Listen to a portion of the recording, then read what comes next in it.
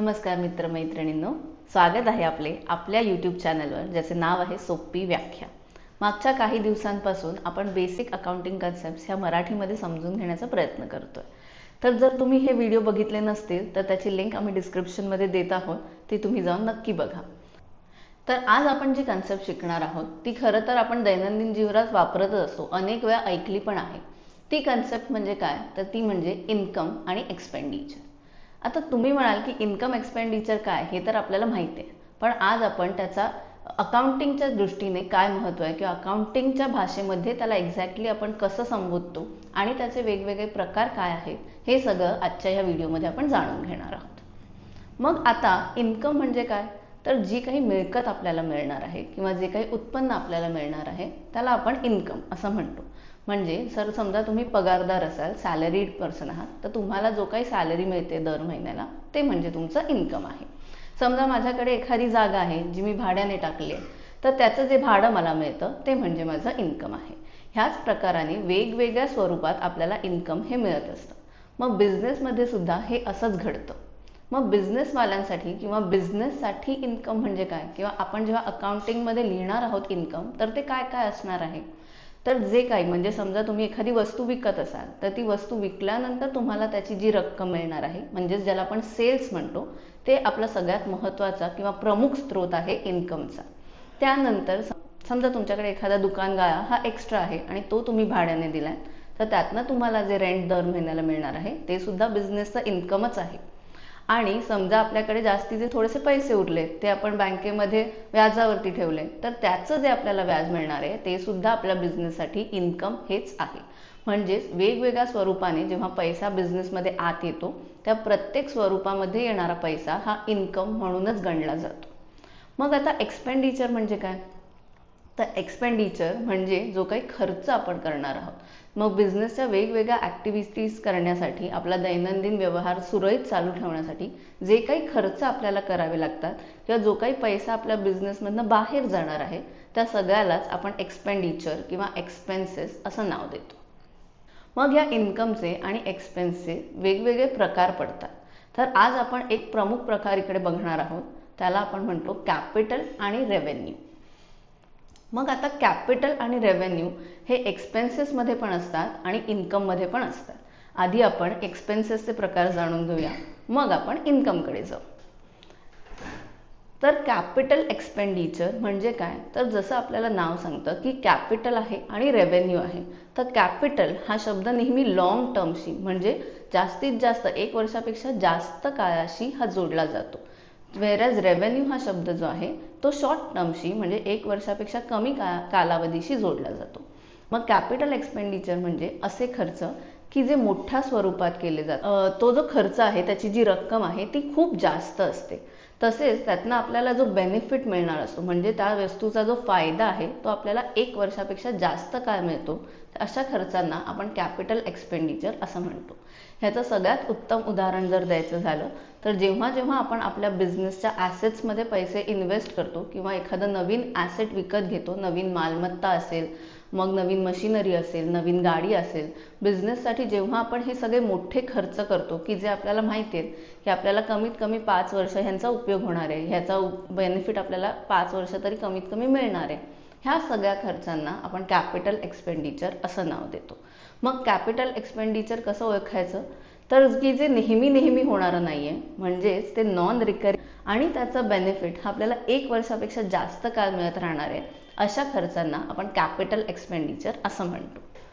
मग आता रेव्हेन्यू म्हणजे काय, तर जे कॅपिटलचा एक्झॅक्टली अपोजिट आहे त्याला आपण रेव्हेन्यू असं नाव दिलंय। म्हणजे नक्की कसं, तर रेव्हेन्यू हे खर्च लहान लहान म्हणजे प्रत्येक दैनंदिन तुमच्या बिझनेसला चालू ठेवण्यासाठी किंवा दैनंदिन कार्य करण्यासाठी जो खर्च आपल्याला येतो तो सगळा रेव्हेन्यू। मग त्याची रक्कम कधी लहान असते, कधी थोड्या मध्यम स्वरूपात असते, पण ती खूप जास्त अशी कधीच नसते। आणि त्याचा बेनिफिट हा आपल्याला काही 1 वर्षापेक्षा जास्त मिळणारा नसतो। म्हणजे आत्ता मी खर्च केला, आत्ता तात्पुरत्या स्वरूपात मला त्याचा फायदा होणार आहे, तर त्या खर्चाला आपण रेव्हेन्यू एक्सपेंडिचर असं नाव देतो।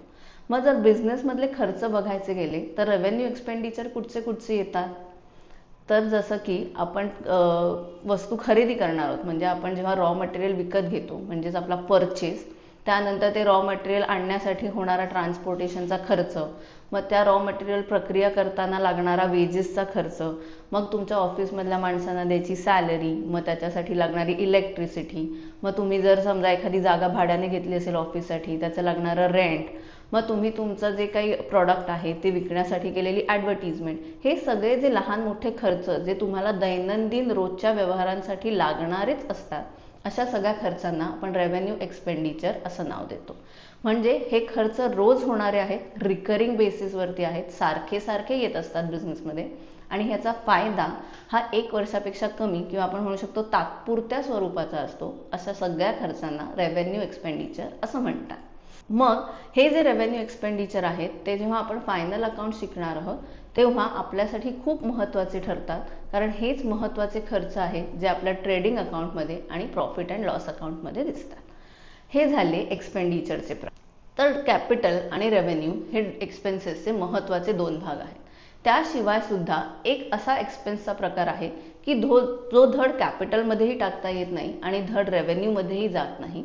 त्या प्रकाराला आपण म्हणतो डेफर्ड रेव्हेन्यू एक्सपेंडिचर. मग जसं आपण रेव्हेन्यू एक्सपेंडिचर मी एक्सप्लेन करताना सांगितलं की ॲडव्हर्टिजमेंट हा रेव्हेन्यू एक्सपेन्सेसचा भाग आहे.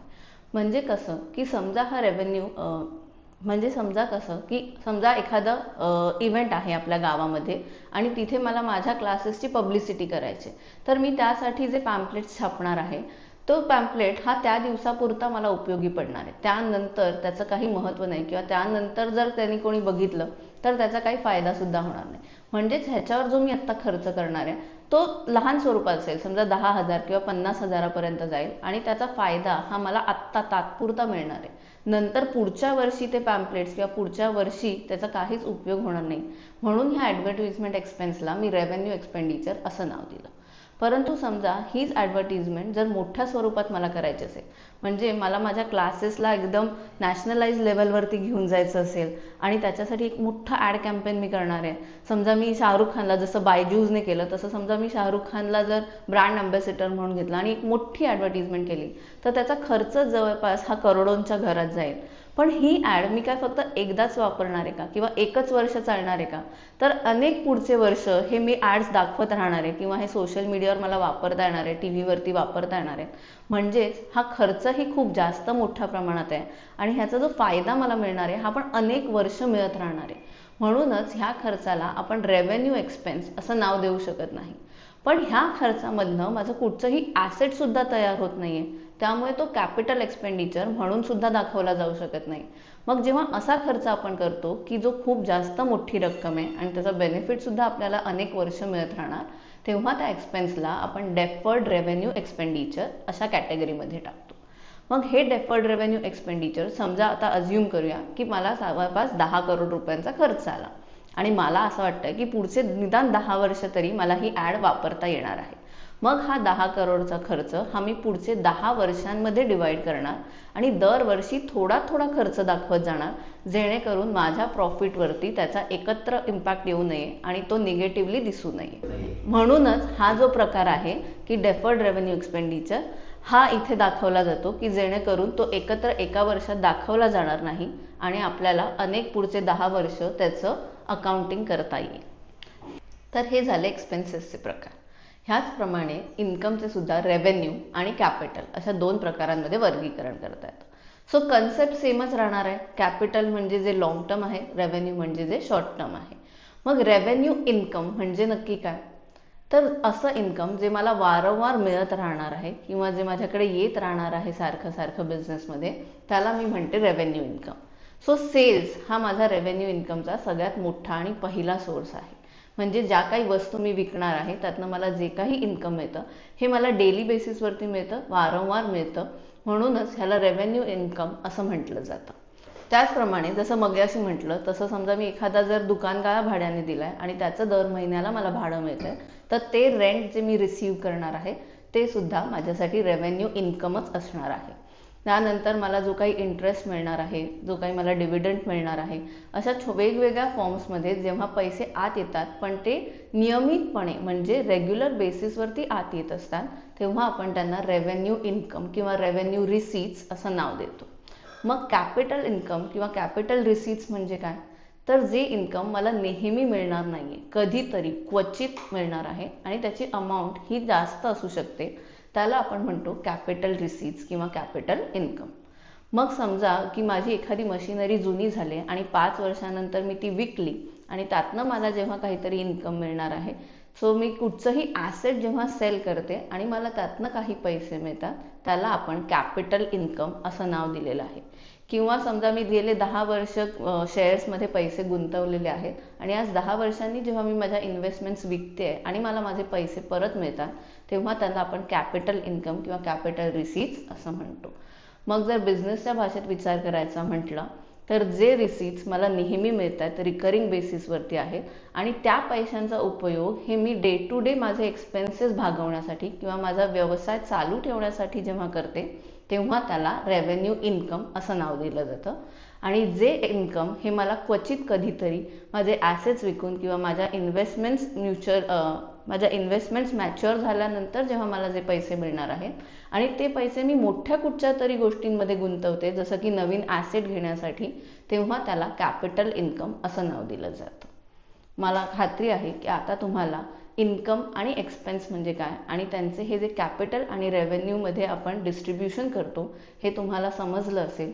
तुम्हाला जर काही शंका असतील, कुठचेही डाऊट्स असतील तर तुम्ही आम्हाला कमेंट बॉक्समध्ये नक्की विचारा. सगळ्या प्रश्नांची उत्तरं देण्याचा मी नक्कीच प्रयत्न करेन.